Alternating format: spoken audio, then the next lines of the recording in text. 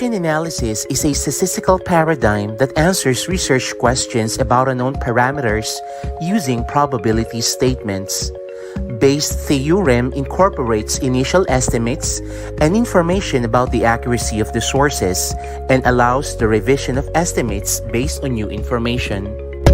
There are many ways of getting probability data which can be based on management's experience and intuition, historical data, and computed from other data using Bayes' theorem. In the Thompson Lumber case, we use these four conditional probabilities: the favorable market and the unfavorable market where survey results are positive, and the favorable market and the unfavorable market where the survey results are negative. But how were these calculated, and what are the prior probabilities of these markets? But before we do that, let us first understand the background of what is the Thompson Lumber case. John Thompson is the founder and president of Thompson Lumber Company, a profitable firm located in Portland, Oregon. John's business challenges identifies whether to expand his product line by manufacturing and marketing a new product, which is a backyard storage sheds, and what are his alternatives. Thompson determines that there are only two possible outcomes. The market for the storage sheds could be favorable, meaning that there is a high demand for the product, or it could be unfavorable, meaning that there is a low demand for the sheds. This will now be the focus in this discussion. Through discussions with the experts, Thompson has learned the information in this table. He can use this information and Bayes' theorem to calculate posterior possibilities. To understand it better, let us have a quick review of the Bayes' theorem. Let us say there are two events, A and B. What is the probability that both of them happen? In one hand, you can start by looking at the probability of A in proportion to all the possibilities that A is true, and multiply that to the proportion of those events where B is also true, which is the probability of B given A. We can also think of it as the cases where B is true among all the possibilities times the proportion of the possibilities of those where A is also true, which is the probability of A given B.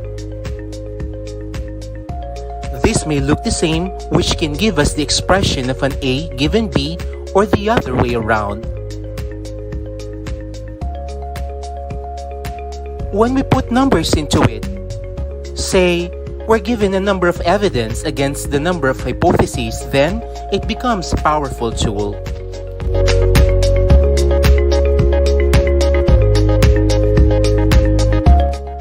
In calculating the probabilities using the Bayes' theorem, let A represent the favorable market and B will represent a positive survey. If we will supply the given data into the formula, the favorable market where the survey results are positive is 0.78, and the unfavorable market where survey results are positive is 0.22.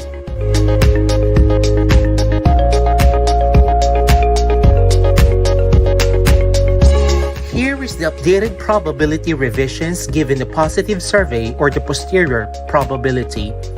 A posterior probability in Bayesian statistics is the revised or updated probability of an event occurring after taking into consideration new information. In statistical terms, it is the probability of event A occurring given that event B has occurred. In this case, we are looking at a favorable market, both taking into consideration the promoters and the detractors.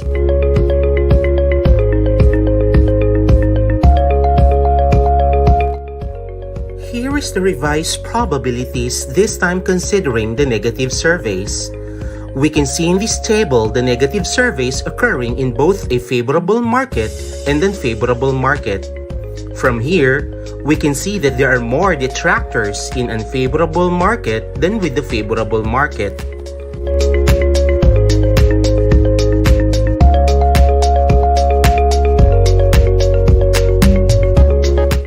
John Thompson's prior probability was limited to just two choices, a high demand or a low demand. In using Bayes' theorem, all market conditions was considered.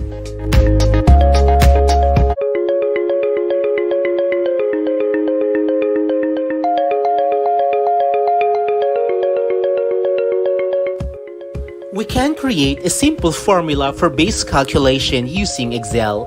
Considering that all your values are arranged in the same way as how it is being shown herein, you can enter the probability of a survey positive in a favorable market in cell B7 and the unfavorable market in cell B8. You can input the probability value of a favorable market in cell C7. To create the formula, you can subtract the value of Fm and Um from 1. Identify the prior probability value. Compute for the joint probability value. Then supply the information with the Bayes formula to arrive at your posterior probability.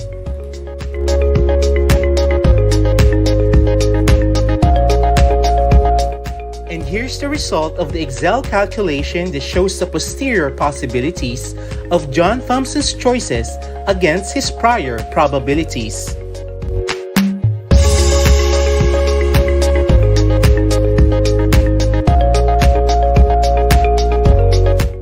From having only two choices as the prior probability, Thompson Lumber now have a deeper look into the market, showing the promoters and the detractors from both the favorable and the unfavorable market.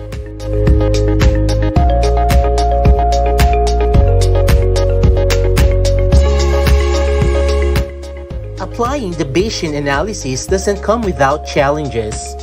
First, we cannot always get the necessary data for analysis. Second, survey results may be based on cases where an action was taken. And last, conditional probability information may not be as accurate as we would like.